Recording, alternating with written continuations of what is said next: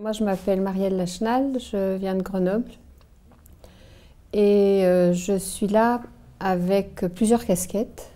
La principale casquette, c'est d'être la maman de Géraldine, qui a maintenant 27 ans, qui est notre 5e enfant et qui a un handicap important. Il y en a qui disent que c'est important. Elle a une maladie génétique. Géraldine, elle ne parle pas avec sa bouche, elle est toute petite. Elle est fragile, elle est vulnérable et c'est notre fille. Et quand elle avait 4 ans, on a commencé à parler avec elle avec un programme de communication qui s'appelle le Macathon, qui utilise des signes et des pictos pour parler, et ça a tellement changé notre vie. Ça a vraiment changé notre vie et du coup, je suis devenue un peu militante de la communication dans le champ du handicap et je me suis dit ce qu'on a trouvé dans notre famille, il faut que je le partage. La chance qu'a eue Géraldine, la chance qu'on a eue de pouvoir se parler autrement, il faut que d'autres en profitent. Ce que j'ai appris dans mes tâtonnements avec Géraldine, parce qu'on ne claque pas du doigt et c'est difficile et des fois ça ne marche pas. Ce que j'ai appris de mes relations avec les professionnels, parce que Dieu sait que c'est compliqué. Et puis ce que j'ai appris en vivant avec ma fille et en l'aimant Je suis devenue compétente, je pense, dans le champ de la communication avec les personnes handicapées. Et c'est cette compétence-là et cette conviction-là qu'on a des choses à se dire et qu'on a à vivre ensemble et à être bien ensemble.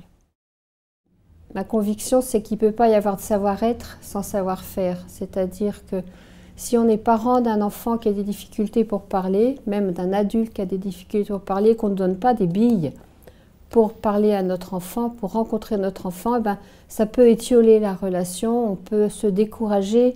L'enfant, il peut développer des troubles du comportement graves, de cette souffrance de ne pas communiquer.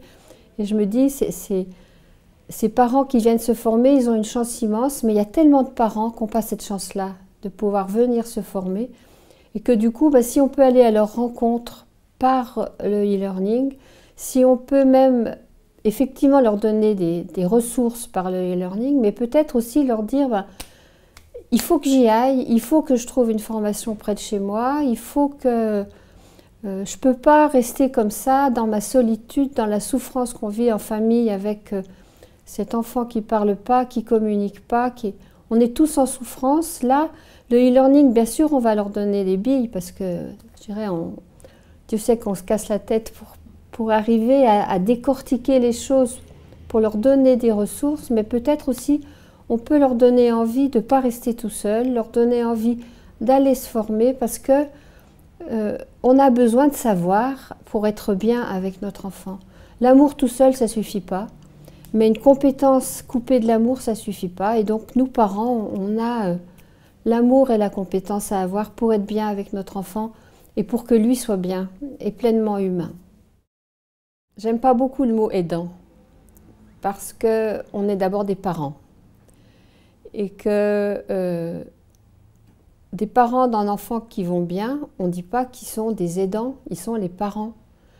Des parents d'élèves à l'école, on ne dit pas qu'ils sont des représentants d'usagers, ils sont des parents d'élèves.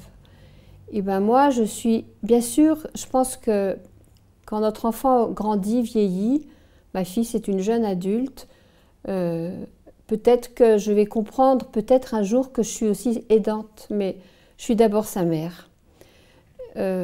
Et puis, bien sûr, je lui donne son bain, alors que normalement, à 30 ans, on ne donne plus le bain de sa fille. Donc, je suis aidante, mais les aidants, après, on dit il y a les aidants professionnels, les aidants non professionnels. Alors, est-ce que je suis une aidante non professionnelle? Non, je suis sa mère. Mais qu'entre parents concernés par le bien-être de nos enfants, quel que soit leur âge, on s'aide, c'est fondamental. On ne peut pas rester tout seul et on a chacun des compétences qu'on peut partager, on a chacun tout ce qu'on a appris par nos enfants qu'on peut partager.